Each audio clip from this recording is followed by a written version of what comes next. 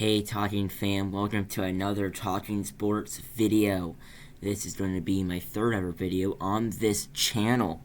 So please, just thank you for all your support, 5 subscribers, and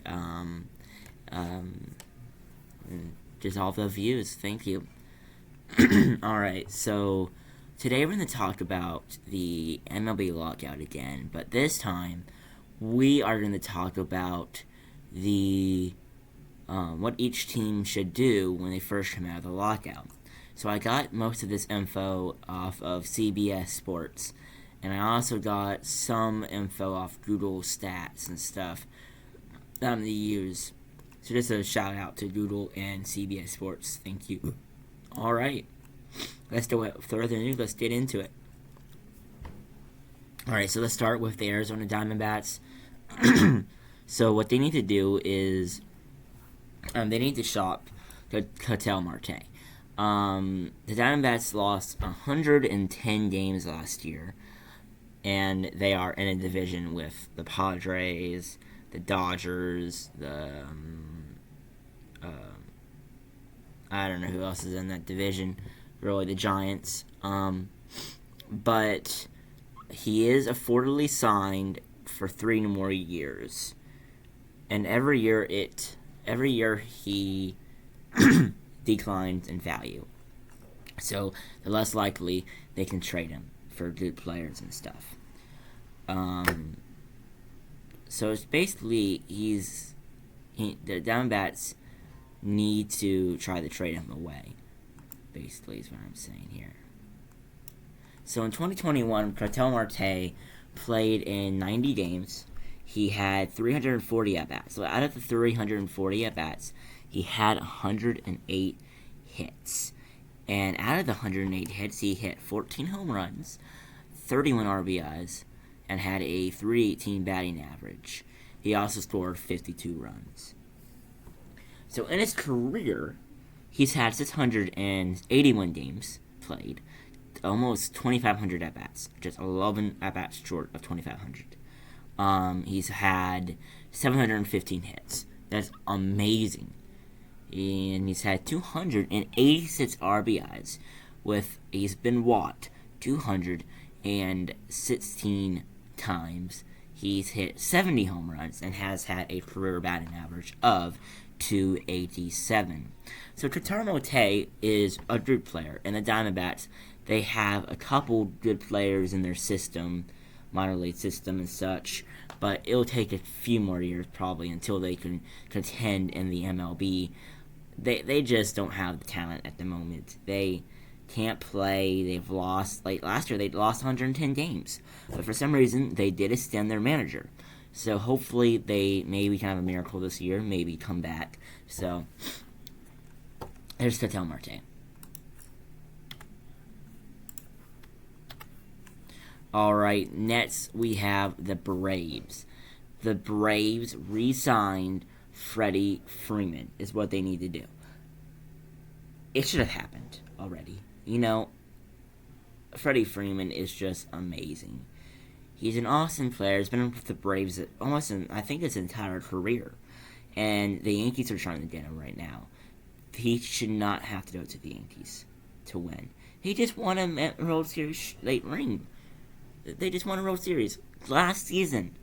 He needs to re-sign with the Braves.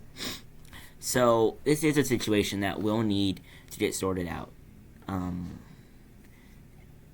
He will pivot and find a new home if he doesn't go to the Braves, because he's good. But he's great. He's the face of their franchise. Just re-sign the Braves after the lockout. Alright, so last season he did play 159 games. He only missed 3 games in the whole last season.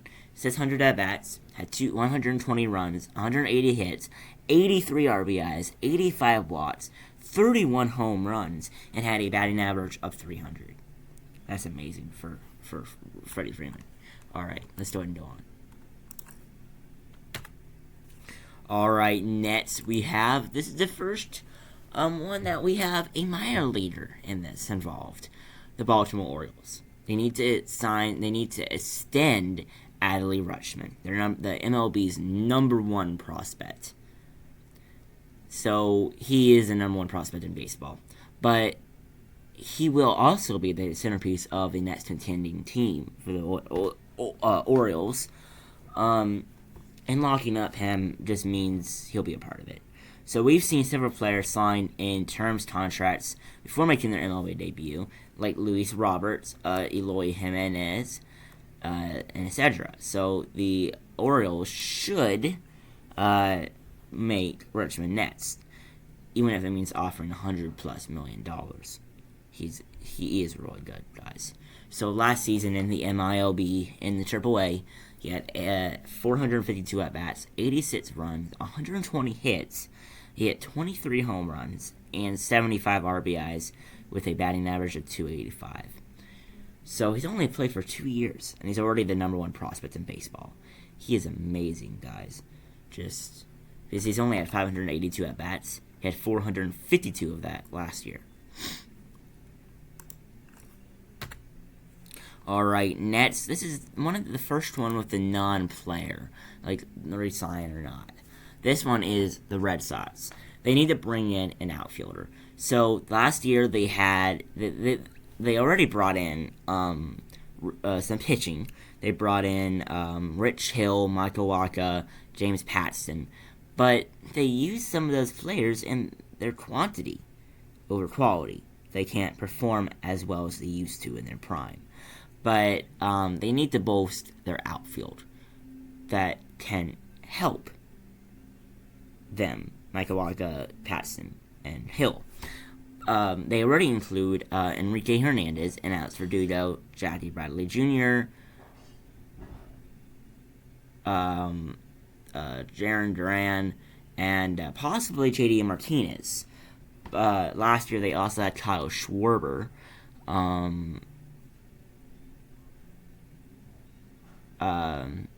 But they should sign him, but even someone like Tommy Pham would be good for the Red Sox, I think. So I think that will be a good choice for the Red Sox. Alright, next up we have the Chicago Cubs. What they need to do is they need to sign a shortstop. They need to get a shortstop. They could get Nico Horner an extended opportunity, but they can get Carlos Correa and Trevor Story from the free agency when the lockout ends. So they need to probably try to sign him. The Cubs are smart when they sign Marcus Stroman to a 3-year deal, but they need to sign some infielders because basically they have French Lindwell, they have some new players in MLB, so they need to try to fit their team. Alright, I need to try to hurry this thing up here a little bit. Alright, so next thing we have is the Chicago White Sox. The Chicago White Sox needs to get either a second baseman or a right fielder. So they are in a bit of weird space with two positions because Adam Engel and Larry Garcia played well, but their track records are short. Ketel Marte, they can get Ketel Marte. They could also get the Athletics' Tony Kemp.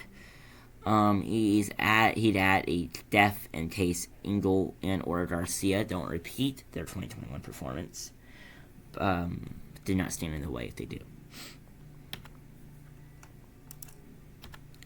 Next up, we have the Cincinnati Reds. The Reds still don't have a shortstop, but Kyle Farmer, props for holding his own position last year, that he can't be playing again. Top prospect Jose Barrero has been overmatched in his limited MLB time and should be allowed to develop properly. Projected further future WAR, this is the greatest free agent shortstop class in history. Correa, Story are the only ones left unsigned, and if the Reds aren't going to go there, you have to at least make calls about trade candidates and Paul DeYoung and Isaiah Kenner Falefa. Shortstop is not a position to punt because shortstop, they are the key position for the infield. They throw it to the second baseman, first baseman, or some cases maybe the third baseman, but that's rare. So the Reds really need to get a shortstop. All right, next we have the Cleveland Guardians. They need to get another outfielder. So Miles Straw is a solid outfielder, and Steven Twan is a personal favorite. The Bradley Zimmer and Oscar Mercado platoon does nothing. The Guardians have been short an outfielder or two at times since Michael Brantley left, and the ownership has to spend money. Jose Ramirez is the only player on the roster with a guaranteed contract and try to make a run in a not great division with the postseason field likely to expand. Alright, next we have the Rockies. This is the next player one. The Rockies need to take trade calls for German Marquez. The Rockies are impossible to figure out. They didn't trade Travis Story. They didn't make John Gray the qualifying offer. And they're giving out extensions that suggest they want to win now. I don't get it. So they went 74 and 87 a year ago with Story and Gray. And they're stuck in a tough division. Marquez did the variable trade in the Dane Gibbons durability. Cashman is a trade chip before his value plummets due to an injury or Coors Field and infused organization with young talent. So last year he did play 32 games. He had 3 complete. He's had 88 earned runs, 176 strikeouts. He had a record of 12 and 11 with a 1.27 WHIP and a 4.40 ERA. Alright, next we have the Detroit Tigers. The Tigers went quietly with a 68-61 in their final 129 games of the year. What they need to do is they need to beef up their bullpen. Their bullpen needs to have work. So they're poised to do better this year because they signed starting pitcher Eduardo Rodriguez and Javier Baez, shortstop. Eventually, their top prospects, Riley Green and Spencer Torkelson, into the lineup. So the AL Central isn't exactly a powerhouse. So they have the Royals, the Tigers, the White Sox, the Guardians. So what they need to do is they have a few weak spots in their bullpen. Even mid-range free agent relievers like Ryan Tepera and Colin Hugh would be great upgrades. So that's what they need to do, and that could improve their postseason chances. Alright, next we have the cheater Astros. Look, they need to resign Carlos Correa. Jeremy Pena as a prospect, but Correa is one of the best players in the world, and the Astros would be crazy to let him walk. So the World Series window is open, but they need Correa to open the middle position as he just turned 27. It is far more likely the Astros regret paying him. So Correa should be an Astro for life, but the owner Crane's willingness to spend on the player his team tanked the draft #1 overall, a player who has certainly lived up to his lofty draft status, is befuddling and embarrassing. He had 148 games last year, 556 at-bats, 104 runs, 155 hits, 92 RBIs, 75 watts, and hit 26 home runs with a .279 batting average, and that's just this year. So, let's just talk. Alright, next we have the Royals. This is another prospect. They need to re-sign Bobby Witt Jr., the number 2 prospect in baseball. So they're not far away from the postseason race, but Witt is one of the best prospects in the game, and he'll probably arrive next season in the MLB. This season in the MLB. So but so will breakout sluggers, Melendez and Prado. So get the pitching figured out, and Kansas City will push for an expanded postseason spot. But Witt is a budding superstar. The Royals want to keep him long-term and make him the face of the franchise. So they need to extend him about an extension now. So others have signed pre-MLB debut extensions, and this is talent you get before seeing him on a big league field. Last year, he had almost 500 at-bats. He had almost 100 runs, 99 runs. He had 144 hits, 33 home runs, 97 RBIs, and a total of 29 stolen bases with a .290 average. Alright, I gotta speed this little thing up. Not even halfway. And we're already 10 minutes in. Alright. Next up, we have the Angels. They need to sign Carlos Rodon. So even after signing Syndergaard and Lorenzen, the Angels need more pitching. Because they have Syndergaard, they have Lorenzen, they have Ohtani. They need two more, at most two more pitchers, starting pitchers on their team. So Rodon is a good fit. He's upside, first and foremost, plus the Halos intend to use a six-man rotation again this year. Okay, so they need 6 people. So in part to manage Ohtani's workload, that would intensively help keep Rodon, our arm injuries on the field. Rodon won't require a long-term contract either. 1 year to improve yourself contract, similar to the Syndergaard and Lorenzen, could be on the cards. It's a great fit. Last year, he had 24 games played, 13-5 record, 132 innings pitched, 185 strikeouts, had a 96 whip, and had a 2.37 ERA. So that's really good for Carlos Rodon. Alright, so next we have the Dodgers. The Dodgers bring back in a starting pitcher. So they can also re-sign Clayton Kershaw. He would be neat. Though his forearm would mean it's tough to count on him in 2022. The Dodgers shouldn't expect Trevor Bauer back, but I heard the other day he did get, he's not going to be charged or anything, so he might come back next year. So right now the rotation is behind Walker Buehler and Julio Urias, includes Tony Dawson, Andrew Heaney, and David Price. Los Angeles stopped by with bullpen games essentially every 5th day last season. I'm not sure the Dodgers want to do that again. So I traded the Athletics for one of their rental stars like Chris Bassett or Sean Manaea would make all of the sense. Alright, next we have the Marlins. What they need to do is they need to trade for Roman Loreno. The Marlins don't need to do anything, but they would not contend next year. And they need to either have a proven veteran or a promising youngster at every position. Brian Anderson's shoulder surgery and Monte Harrison seemingly following the Lewis Brinson pass adding another outfielder will be smart. He is under team control through 2024, so he's not a rental, and he'd further upgrade what was one of the lowest scoring offenses in the baseball last year. Miami has a ton of MLB-ready starting pitching, and trading 1 or 2 arms for a bat is sensible. Pitchers break, and you can't keep everyone.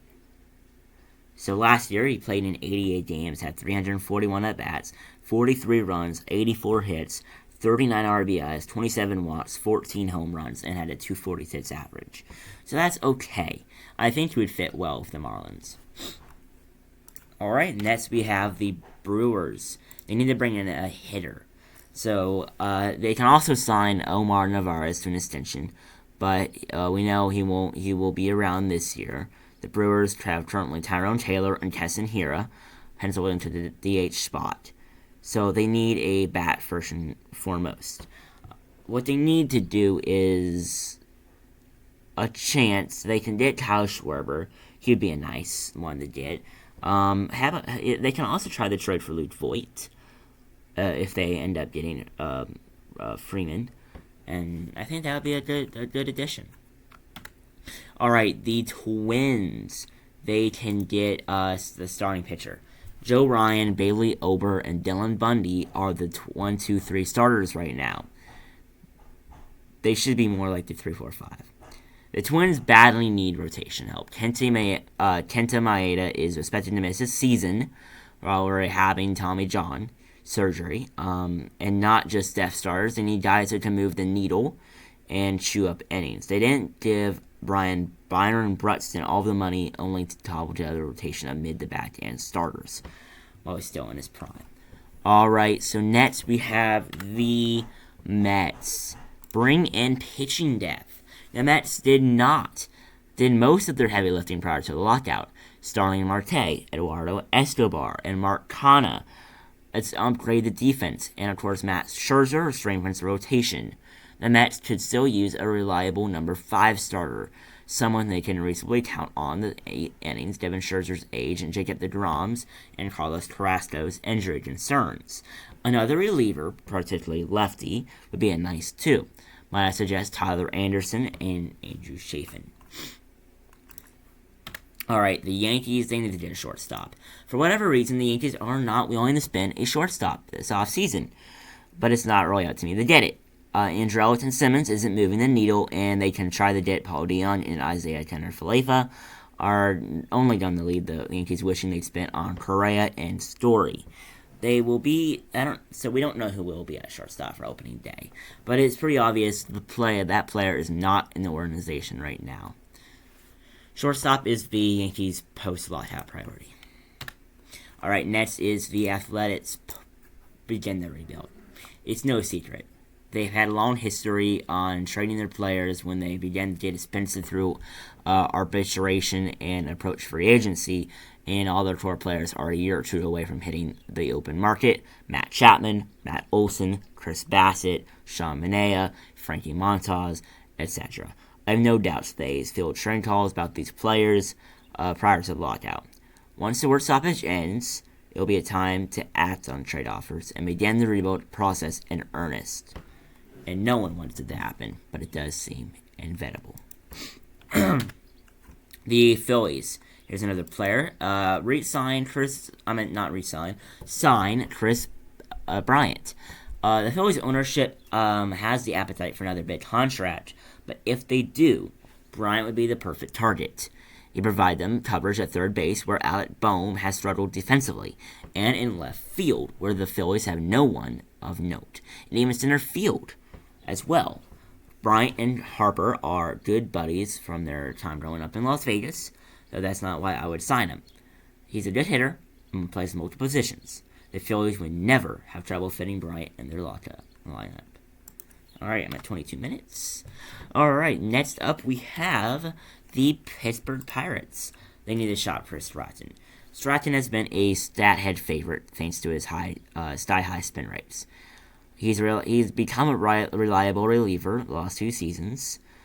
He's already 31 and 2 years away from free agency. Stratton won't be part of the next contending Pirates team, and the last thing a rebuilding team needs is a good reliever approaching free agency. Pittsburgh would be smart to move Stratton now, while his trade value is as high as it's ever been, to advance the rebuild. Next is the St. Louis Cardinals, and this one's a big one. They need to sign Trevor Story. I don't think it'll happen, though. Mendo Sosa is a nice player, but not someone I'd stop from signing. Story, Paul Dion seems like he'd benefit from a fresh start with a new team. Molina and Wainwright still have said they're planning to retire after this season, and the Cardinals presumably want to do as much as possible to give them one last ring. Bringing in Story would be a great upgrade and push the team closer to the finish line. Mentioned owing to adding the bullpen depth. St. Louis really needs a reliable late-inning reliever, someone that keeps everyone's blood pressure down. Unlike Alex Reyes, who, I want to show you something real quick. I have an Alex Reyes signed ball. It is a All-Star game ball signed by Alex Reyes. I bought it for about $100 at a memorabilia store. Alright, so let's go ahead and get back into it. Story, 526 at-bats last year. Had 88 runs, 132 hits, 75 RBIs, was walked 53 times, had 24 home runs, and had a .251 batting average. Next up, we have the Padres sign Nelson Cruz. The DH is coming to the National League this season. The Padres quietly had a league average offense last year. Cruz is 41, so he's at an age where he can fall off a cliff at any moment. We haven't seen any real signs of it yet, so it'll be happy for him. Not only would he bring a bat, Cruz would also bring a strong clubhouse presence. You'll see the lack a bit of times last year. He brings off the field is gravy. The Padres need a bat, and the Cruz is best available free agent's hitter who won't require a multi-year deal. So the 2021, he had 313 at-bats, 49 runs, 136 hits, 86 RBIs, 51 walks, and hit 22 home runs with a .260 batting average. Alright, next we have the San Francisco Giants. The Giants, they need to find a hitter, an outfielder hitter. The Giants could still use one more starting pitcher just for depth. Though they really need a righty hitting outfield bat even more. They currently have all lefty outfield like Liam Schertsky, Steven Deldar, Lamonte Wade Jr., with Darren Ruff and Austin Slater the only righty complements. Seiya Suzuki would be a deal, but what about Marlins slugger Garrett Cooper as a plan B? He's a sneaky good hitter, he's passable in the outfield, and he gives San Francisco first base depth should Brandon Bell get hurt again. So another righty bat to play the outfield is the post-lockout cards for the Giants. Alright, then we have the Seattle Mariners. They need a righty bat.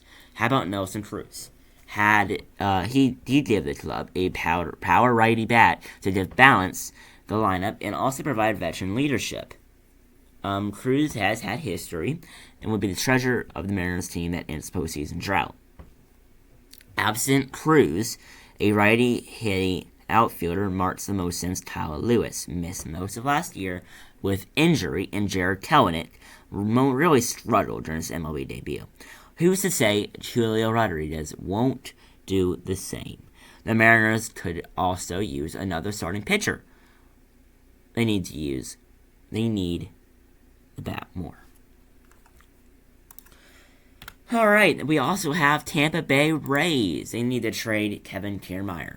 The Rays don't have to trade him, but this might be their last chance to do it. He's entering that final guaranteed year of his contract, and given his history of injuries, you don't have to try too hard to see Tampa declining his $13 million club option for 2023. Several contenders need a center fielder: the Astros, the Phillies, the Yankees, and the Rays replaced Kiermaier with Manuel Margot, Brett Phillips, and top prospect Joshua Lowe. Kiermaier has been on the trade block for years now. It's time to pull the trigger. Last year, he had 348 at-bats, 54 runs, 90 hits, 37 RBIs, 33 watts, and 4 homers on .259 batting average.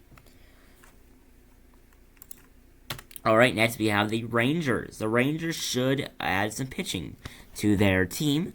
John Gray was nice, but the Rangers need to add a lot more rotation than that. Texas had to thread the needle a bit, but the team will want someone like A.J. Alessi, Spencer Howard, and Glenn Otto.